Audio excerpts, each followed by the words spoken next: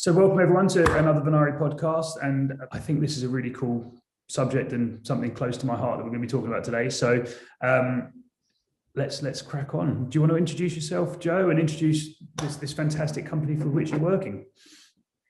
Yeah, absolutely. So my name's Joanna Aunon. I am a director at WIHTL, or Women in Hospitality, Travel and Leisure. It's an absolute pleasure to be here today and to tell you a little bit more about what we do.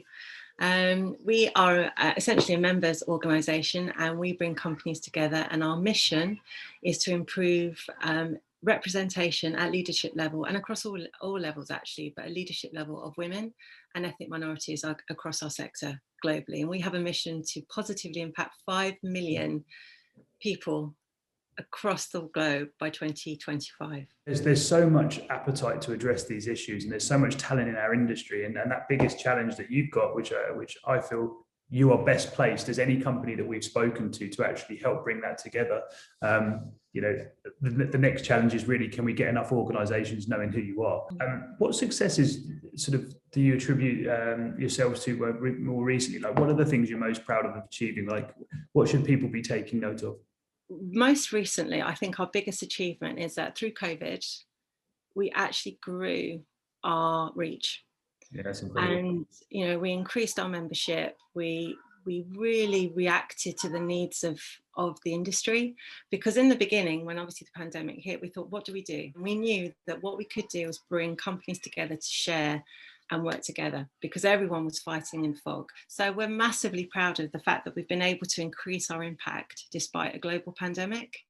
I'm still incredibly impressed by the brand association you've got, by the organisations that are clearly keen to be a part of this. And there seems to be no shortage of appetite for you to add to that list as well. And I know we're helping in respect of sort of bringing in some potential new influential contacts for you and clients. But I think that to me is almost your biggest success. It's such a statement of intent to have the companies that you have on board already.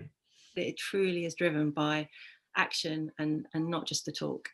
No, I'm glad you said that, because I think in my industry, there's a lot of companies that sort of are proud to boast kind of methodology that approaches, diversity, inclusion, and trying to make shortlists have a high representation of females, for example. But to me, that should be the expectation, full stop. The real, sponsoring companies like yourself is kind of great to be part of that. But as you've well seen, I think there's a far more active role companies like us can play, which is doing things that are selfless, actually trying to connect you guys with the right people, trying to connect female leaders to each other as well. Can we get the global industry actually to understand what best practice looks like, and can we point to the companies that are doing it well, but help the companies who aren't doing it well actually understand how to start forming that journey? And different parts of the world are in very different stages of the evolution of this. That's the biggest challenge I have when working with my clients who talk about what they're looking to achieve, but when you actually add the criteria of the things they're looking at when it comes to their hiring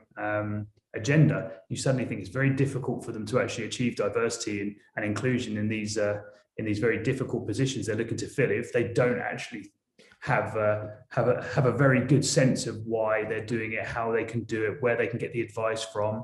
And you've got some fantastic people involved with WIHTL. I mean, do you want to talk a little bit about kind of the people you've been able to get engaged with the programs and the project? Because for me, that's another real milestone. Is you guys are partnering with some very influential people. And we're very fortunate. We have an incredible companies that help us, support us on a daily basis. So we work, for example, with Virgin Atlantic, we work with IAG, from the aviation, we work with EasyJet, we work from kind of a little bit wider, we work with McDonald's. From a UK perspective, we work with lots of restaurant chains, Nando's, for example, we work with Deliveroo. We also work with Airbnb as well. So, we have a really good range of businesses, because as you say, everyone is in their own place, in their own part of the journey. And globally, that does bring challenges. One of the cornerstones, not to get too technical, but one of the cornerstones of great practice is data. And that is a challenge in many countries from a legislative perspective, but also from a cultural perspective as well. So, there's really, and it's about learning together. I know that sounds a little cliche, but it really is. And it's about learning together and taking best practice. Do you find there's any sort of subsectors within our industries that are better or worse? Like, have you seen industries that you're sort of more concerned that they're either not addressing it, or maybe they're starting from a lower point of diversity inclusion? No, I don't think so. I think there's best practice in every part of the industry. There's definitely elements within sort of the engineering side of our industry that are more male dominated. And, you know, we've talked a little bit about how this is not for women. This is for men to be involved as well, right? You know, and these companies that I think sometimes when it's an easy excuse of, well, we're a very male dominated industry, or, you know, we don't really hire many female engineers. I think that in itself is an opportunity, because if we can get the men involved in schemes like those that you run, which I know you're really keen to drive sort of male participation. So I'm sort of hopeful that we see that kind of coming through as an improvement. So final thing I wanted to talk about, which I think is a really cool way of people engaging, you know, with each other, and you guys being the aggregator of these introductions, is putting female executives in a position of mentoring, you know, those up and coming talents. How does that work? You call it the Bitesized Mentoring Programme, right? What does actually that mean? So we created this I would say just before the pandemic. So just before that time, because we know that mentoring is a huge asset and accelerator of someone's development. Mentoring programs tend to be quite formal, and they tend to be quite long in time. You know, they can be between 6 and 12 months when you're looking at a structured program. And that's not for everybody. And also, either from a mentor perspective, time and capacity, or from a mentee perspective, you have to be part of that. You have to be part of a company-wide talent plan, or you have to be, you know, there's a queue. Quite essentially is the best way to describe it. Intercompany as well, which is part of the problem, right? Yeah, you know, exactly. It's linear, it's silo, you know, it's structured and formal. So there is a place for that, and we have that on the program. So the Global Female Leader Program has a structured program, and we do that. But we thought there is definitely a need for more flexible, shorter relationships, mentoring relationships, where it's just organic.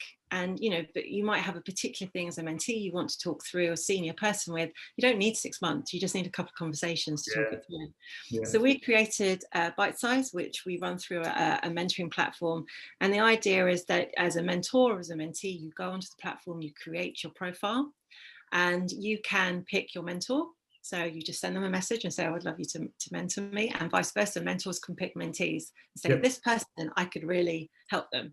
And it's up to a maximum of 3 sessions. So you don't have to commit to any more than 3. If you decide to go beyond that, that's, you know, that's up to you, and you can take that beyond and wider. And it just means that you interact with people you may never have come across in your career. From the people we've spoke to has been so encouraging. And I think the feedback we had, you know, was, and I'm going to be really honest and candid with you now, James, we started it just before the pandemic. And then obviously the pandemic hit, and we were doing other things. And so we came back to it because we did a quick poll of the people that had used it and said, okay, well, let's come back and see. And it was so positive, the feedback, so positive. We thought, right, we really need to build this now. It's a great asset to what we offer. And it has, and the feedback has just been incredible. So that's why we're really putting a lot. Attach a link to this podcast so people can access it. But I would really encourage anybody listening, if you want to be a mentor or you want to be menteed, you know, this is the place to come and find it. There's no cap on the number of people who can join. There's no no real time commitment. I mean, a couple of hours every year is not exactly asking a huge amount from those who do want to mentor. But I think for me, this is actually one of the most potentially impactful aspects of what you guys do, because it sort of is without borders. It's without much financial commitment. The individuals themselves can take it upon themselves to become a mentor or a mentee. You know, it's really easy to do. So I'd really encourage people to sign up, and I certainly think you won't get anything short of a lot of positive feedback when you next do the feedback sessions, because it's a really exciting, and there's nowhere else, particularly in my industry in aviation, there's nowhere else to go. You know, if you're a talented airline executive in South America right now, you know, and you want to be mentored by somebody in Europe, this is the way to do it. So, well, look, thank you so much. Really appreciate the insights today, and very much looking forward to continuing to be a partner to you guys and helping in any ways we can, and very much being a partner to the leadership program this time around as well, which I'm very excited to be one of the to be our first year supporting you, right? So I'm looking forward to learning. I'm selfishly looking forward to joining on a couple of the sessions and really and really learning myself as well, because this is an industry I'm passionate about, and I thank you for all the work you guys are doing and continuing to raise this important issue. Thank you, James. It's been an absolute pleasure. It's great to have you helping us with the programme. Thank you.